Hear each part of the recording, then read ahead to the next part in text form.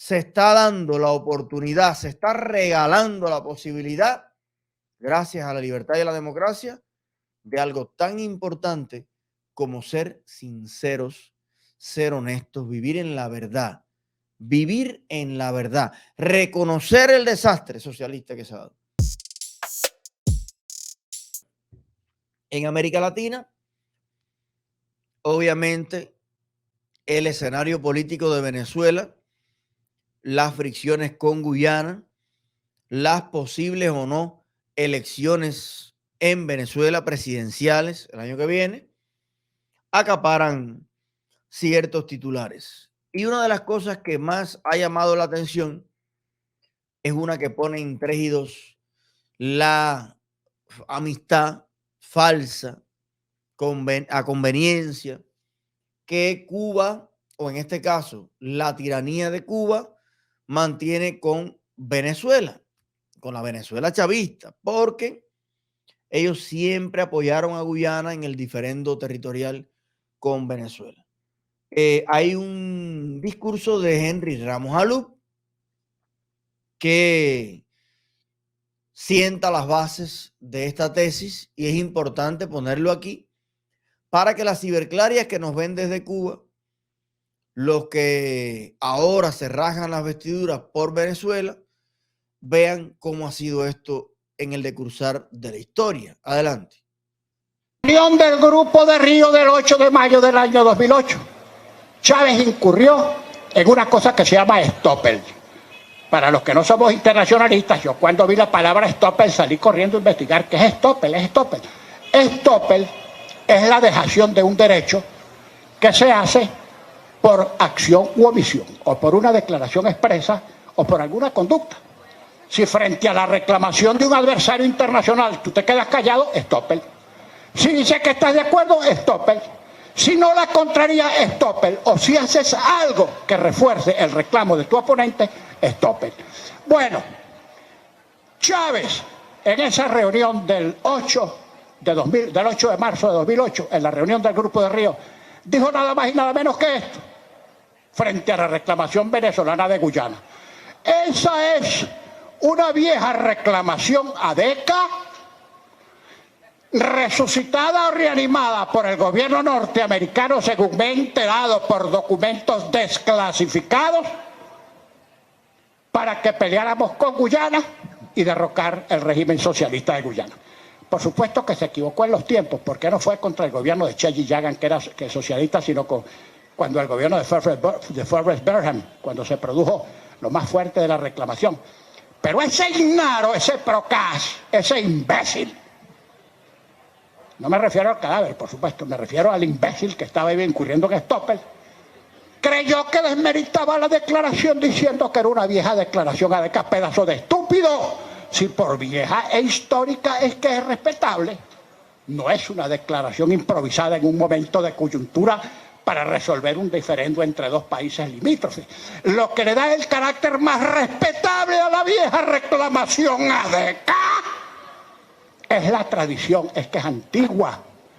Porque en materia de política internacional, mis estimados colegas, y me perdonan todos los demás, frente a ese caso ha habido dos políticas.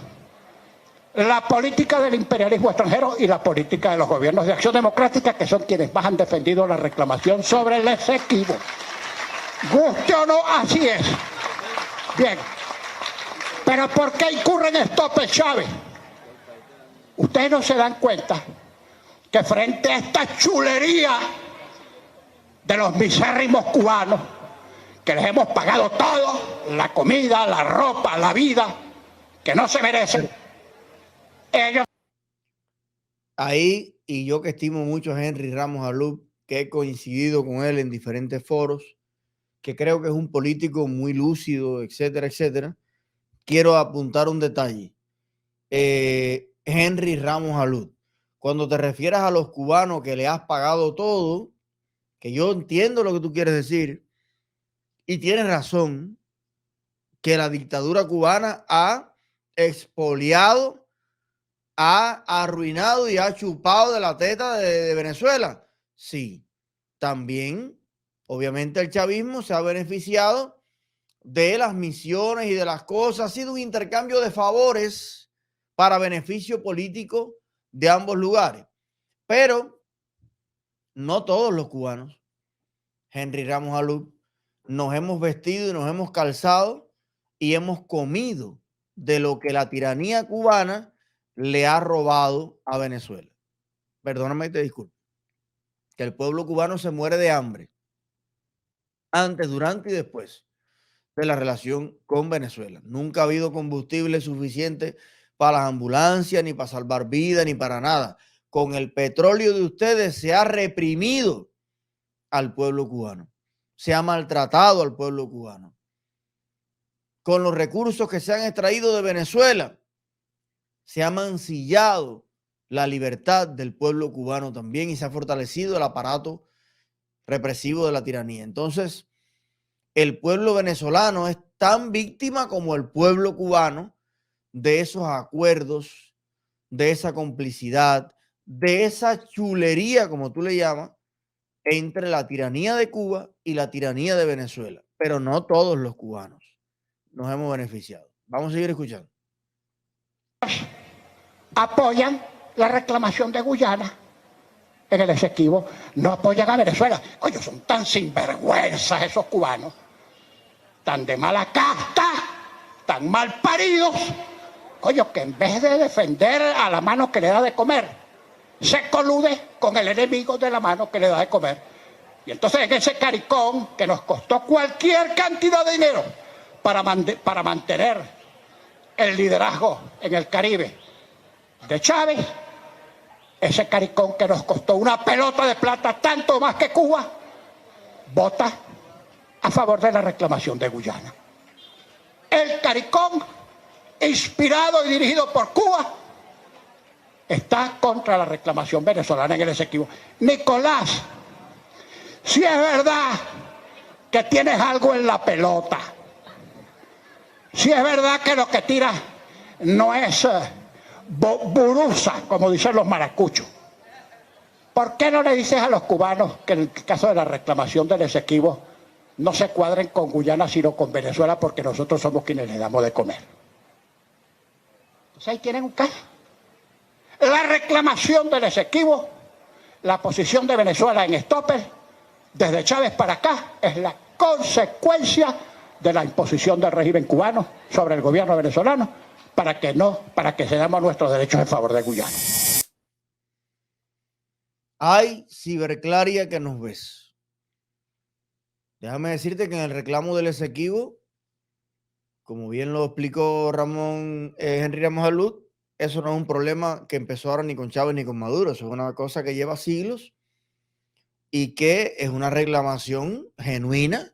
Yo estuve leyendo un poco, no soy experto en el tema de el diferendo Guyana-Venezuela, vi algunos videos, algunos documentales y todo parece indicar que Venezuela tiene razones, y yo no me refiero a el madurismo ni al chavismo, digo la histórica Venezuela, la Venezuela que recibió el primer exilio cubano, la Venezuela de toda la vida, la que liberó Bolívar. Parece ser que tienen bastantes elementos a favor para el tema del Esequibo, porque se había acordado con Gran Bretaña una frontera, ellos se hicieron los bobos, corrieron un poco más, para aquí, para allá, para aquí, para allá, pero en un principio parece que eso es ambos tienen puntos, ¿no? Pero yo le vi incluso más razón a Venezuela en este caso, no al chavismo, no al madurismo, a Venezuela, que para mí es mucho más que eso. Pero en este minuto, ese es un diferendo que Maduro ha reavivado como única alternativa para desviar la atención, para poder maniobrar en contra de las elecciones, para hacer lo que está haciendo ya, que bajo el amparo de ese referendo que hizo, de toda esa cortina de humo, está deteniendo opositores, está metiendo presos, está inhabilitando gente, está haciendo lo que esa sombrilla le permite hacer, joder la posibilidad de unas elecciones. Ok, pero me gustaría saber cómo las ciberclarias en Cuba van a explicar esto, porque el otro día publiqué en Facebook, no sé si lo tendrá por ahí Juan Carlos, lo que dijo Fidel de este diferendo, mucho antes de todo esto. Claro, cuando Venezuela estaba gobernada por la derecha y entonces él tenía grandes amigos en Guyana. Ay, muchacho, hay un artículo a pantalla completa, no sé si es en Bohemia o en el Granma, donde Fidel lo que dice es tápate con colcha sobre Venezuela y le da toda la razón a Guyana. Entonces, ciberclarias que desde Cuba nos atacan. ¿Ustedes con quién están? ¿Con Guyana o con Venezuela? ¿Ustedes comparten la posición de Fidel, la posición histórica de la tiranía de Cuba, o ustedes cambiaron ahora de posición? Cuéntenmelo todo. Díganme a ver. Bueno, en América Latina, el otro tema candente, en este caso positivo, esperanzador, es el anuncio que se ha hecho en Argentina por parte de su ministro, es el ministro de Economía, de las primeras medidas concretas que toma el gobierno de Javier Milei y su gabinete. Así que coge palomitas y vamos a disfrutar de la puesta en práctica del programa político y económico de nuestro amigo Javier Milei. Voy a proceder a leerles las medidas que componen este paquete de urgencia, cuya finalidad es neutralizar la crisis y lograr estabilizar las variables económicas. Paso a enumerarlas. Entonces, 1. No se renuevan los contratos laborales del Estado que tengan menos de un año de vigencia, una práctica habitual en la política, esta de incorporar miles de familiares y amigos antes de un cambio de gobierno para mantener sus privilegios. 2. Se decreta la suspensión de la pauta de gobierno nacional por un año. Durante el 2023, entre Presidencia y los ministerios, se gastaron 34.000 millones de pesos en pauta. No hay plata para gastos que no sean estrictamente necesarios y mucho menos para sostener con plata de los contribuyentes medios que se crean solo para alabar las virtudes de los gobiernos de turno. 3. Conforme la ley de ministerios decretada por el presidente, los ministerios se reducirán de 18 a 9 y las secretarías de 106 a 54. Esto va a redundar en una reducción de más de...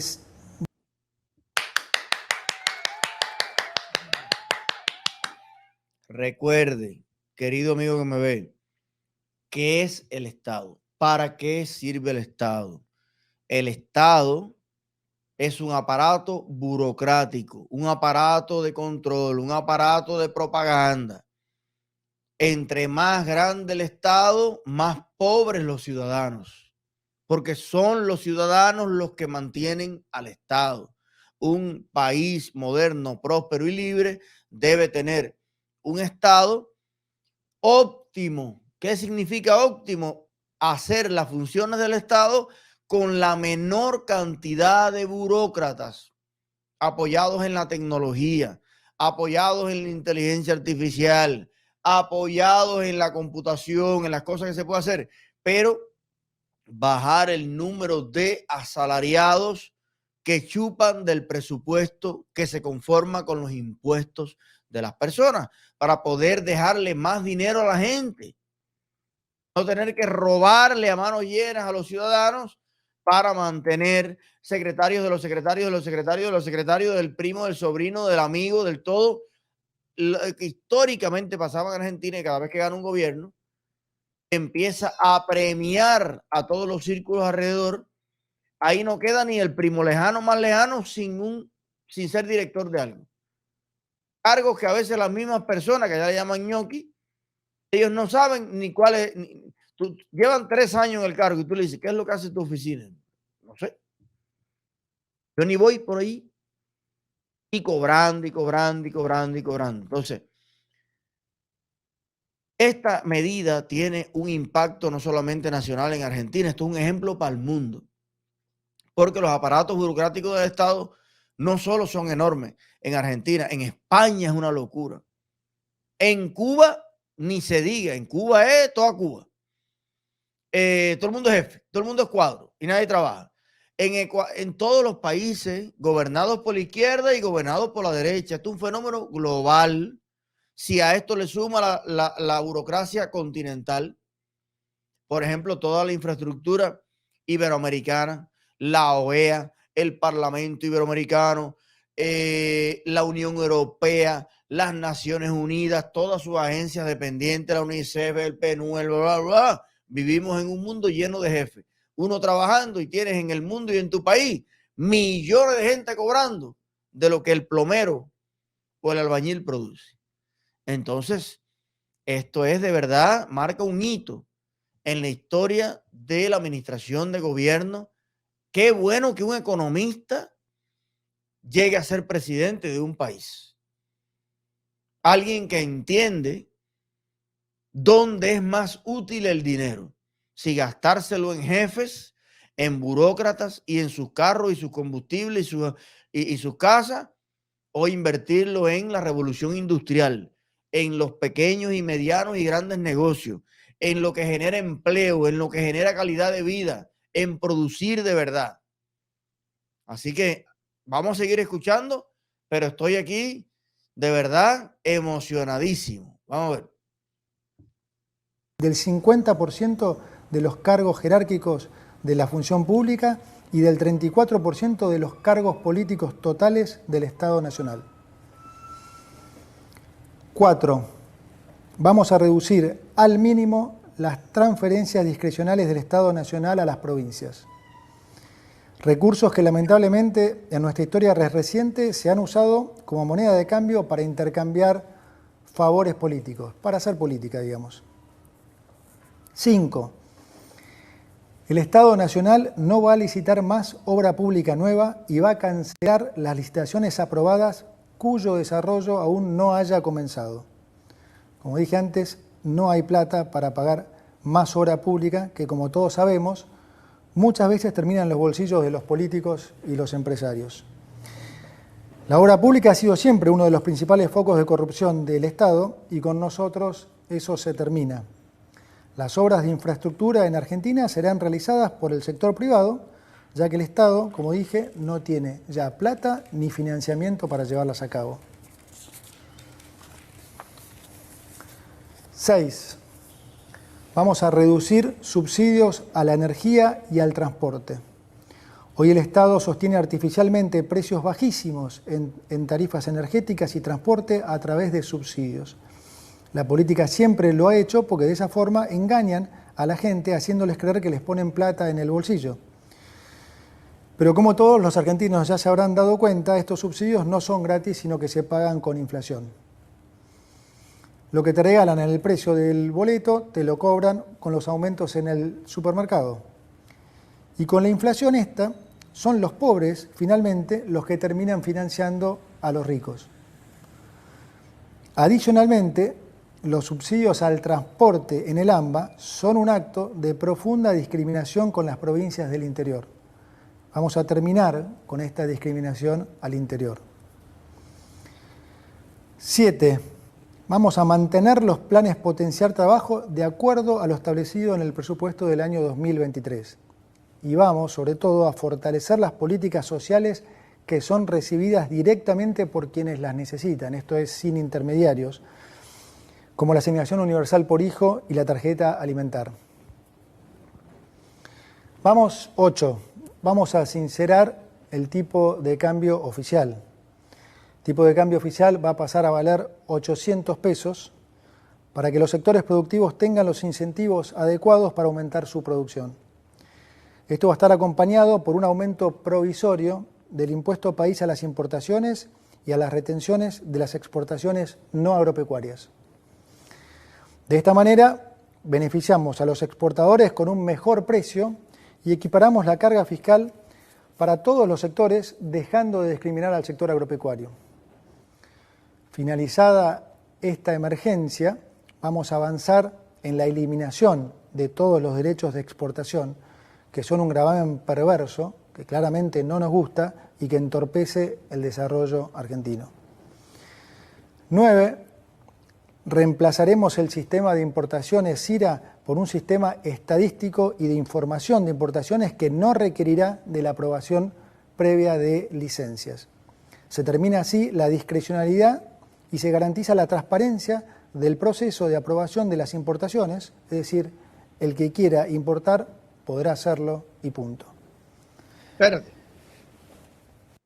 Yo estoy aquí a punto. Tengo ahora mismo, vaya, no sé cómo explicarlo. Tengo la corbata a punto de partirse. Qué emoción. Estoy de verdad disfrutando. Claro, cuando yo cierro los ojos así pienso, yo me imagino que esto se está leyendo en la televisión nacional de Cuba, Cubavisión, que le vamos a cambiar el nombre, vamos a poner el canal Cuba Libre. Dios mío, la nueva Cuba. Y veo al primer ministro de Economía que de verdad sepa de economía y abrace la libertad. Y no le tenga que rendir cuenta a un fracasado y viejo Partido Comunista. Óyeme, qué lindo, chico, un ministro de una economía libre. ¡Wow! Tú estás escuchando cómo es la cosa, ¿no?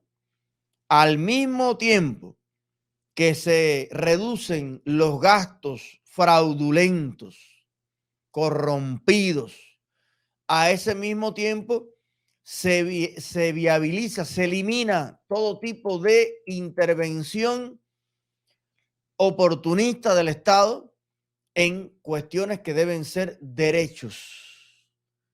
Ya tuviste que en Argentina, para tú poder exportar, tú tenías que pedir una licencia al Estado. El Estado discrecionalmente te aprueba o no. Es que el Estado socialista. Ahora no. No tienes que pagar por eso. Es como el permiso de armas en la Florida. No, es un derecho constitucional. ¿Quieres exportar? Tienes el derecho a exportar y a incurrir en los gastos netos de la importación. No le tienes que pagar al Estado por eso. Qué cosa tan maravillosa. Ahora yo, al disminuir el costo de la exportación y la importación, si ya yo antes iba a importar zapatos de China y por cada zapato que en China me costó $5, tenía yo que pagar 10 de impuestos para que entre entonces a Argentina. Por tanto, el precio final eran 30. Cuando le sumo los gastos internos de transporte local, va al otro, ahora pueden bajar los precios de las cosas. Es lo mismo que hay que hacer en Cuba. Una vez que las cosas se hacen por derecho, sin intermediario, directo, la persona jurídica cubana, argentina, ecuatoriana, quien sea, de frente al mundo, yo compro y vendo lo que yo quiera. Obviamente, esto genera una mayor salud del mercado.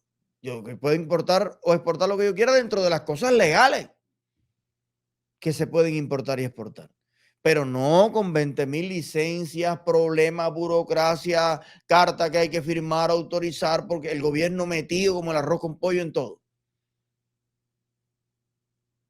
Qué maravilla, qué maravilla. Estímulo por un lado del sector productivo y disminución del gasto en burocracia por otro lado. Ya, el dinero en manos de la gente. Vamos a ver. Quiero ser claro ahora con los argentinos acerca de cómo van a ser los próximos meses. Además de la herencia que les he comunicado, estamos heredando lo que llamamos una inflación reprimida que ya se está destapando y que es consecuencia del rezago de la política monetaria ultra expansiva, como expliqué antes, de estos últimos 4 años y de los controles de precios que a la larga nunca funcionan. Lo ven todos en las góndolas del supermercado. Cualquiera que haya ido al supermercado en las últimas 2 semanas habrá visto cómo varios precios han aumentado casi 100%. Es decir, vamos a estar durante unos meses peor que antes, particularmente en términos de inflación.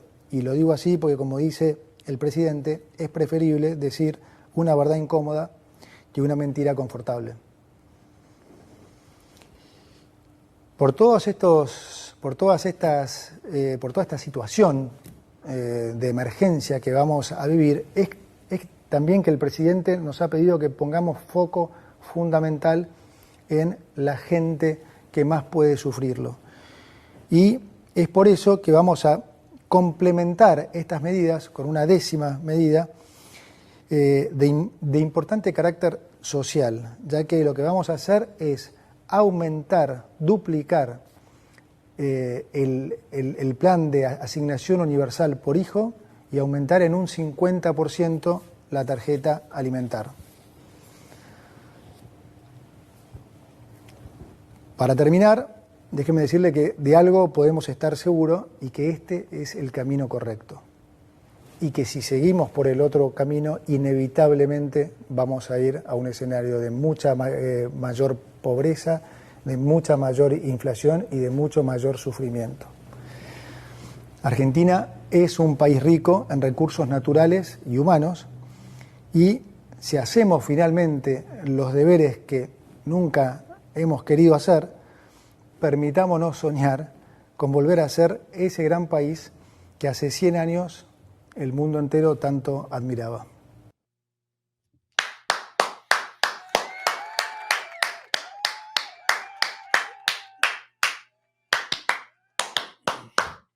Está bueno ya de vivir en la mentira. Está bueno ya de creer en cuentos. Está bueno ya de ser unos irresponsables. No solo políticos irresponsables, ciudadanos irresponsables, que le piden a gritos a los políticos que les mientan. Estamos mal, pero dinos que estamos bien. Estamos re mal, pero publica en los periódicos que Cuba avanza. Argentina avanza. No, no avanzamos. Cada vez tenemos menos de todo y nos estamos comiendo mentiras los unos a los otros. Y eso en lo único que termina es en la catástrofe. El día que nos miremos de verdad con ojos honestos, vamos a estar tan hondo en el pantano, en el precipicio, que no podremos salir. Qué orgulloso me siento de esta Argentina, que he visitado tantas veces, que tantos amigos tengo allá, que se está dando la oportunidad, se está regalando la posibilidad, gracias a la libertad y a la democracia, de algo tan importante como ser sinceros, ser honestos, vivir en la verdad, reconocer el desastre socialista que se ha dado, sanear la economía, ajustar los números para que haya salud en las cuentas y empezar poco a poco a crecer de verdad, no imprimiendo dinero. Como en Cuba, imprimieron billetes de todas las denominaciones, todas las cosas, y ahora los billetes te pueden limpiar las nalgas con ellos. Crecer de verdad. Óyeme, qué emocionado estoy. Qué bueno.